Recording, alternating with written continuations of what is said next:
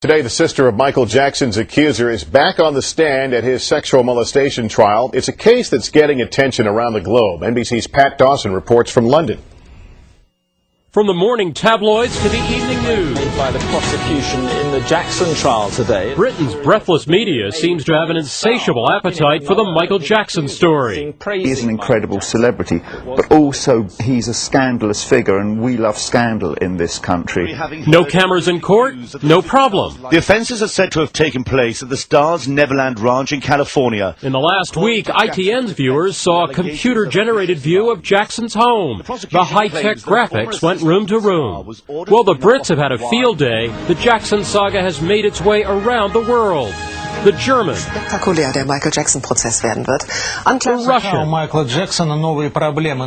and in Japan, where Jackson once kicked off a world tour with 14 sold-out concerts in Yokohama, the criminal trial is playing big too. All Japanese people remember him, and the all Japanese people understand he is in difficult position right now. Even in Baghdad, where there are a lot more serious distractions, some Iraqis have found time to follow the story of the American superstar on trial.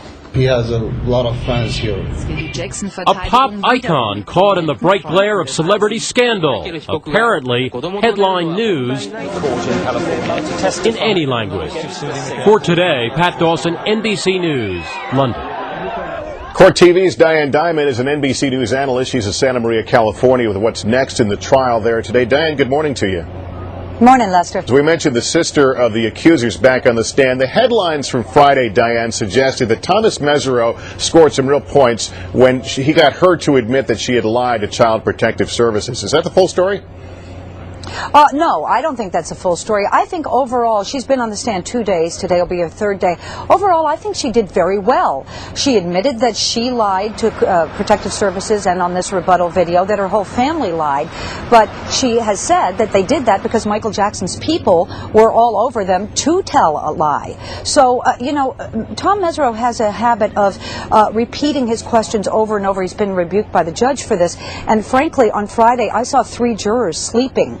The African-American alternate, a man in a wheelchair, and a 79-year-old widow in the back. So I think, as the judge said, I think he needs to tighten up his questioning a little bit. Well, the next step after the sister is done, the accuser's brother is going to be on the stand, who allegedly witnessed some of the inappropriate, illegal acts, if you will. Give us a sense of what he may testify to. You know, in a lot of respects, Lester, I think this youngest child is going to be the star witness because he is alleged to have seen not 1 but 2 acts of masturbation between Jackson and his brother. He's going to testify about pornography that Michael Jackson and some of his co-conspirators showed the kids. He's going to talk about the drinking. He's going to talk about an instance where Michael Jackson allegedly appeared before these 2 brothers stark naked and sexually aroused and said, what's the matter with this? Why don't you guys take your clothes off too? So this could be devastating for Michael Jackson, but again, Tom Mesereau gets to cross-examine, and I'm sure he'll make some points. But you say he may be the most important witness, more important than the accuser himself, who presumably will also see? I think so, because the accuser himself is going to testify that a lot of the time he was drunk, frankly, just drunk. 12 and 13 years old, a recovering cancer patient with only 1 kidney, but drinking a lot of alcohol, and he told the grand jury that there were just things he didn't remember. He seemed to remember 3 other instances of abuse, but he couldn't really pull it out of his head. He said it was like a dream. Tom Mesereau has certainly planted the seed that this family was out for money. And we mentioned the effort to discredit the sister. He'll continue likely, won't he, with the brothers, the brother of the accuser and the accuser himself? Is that dangerous territory?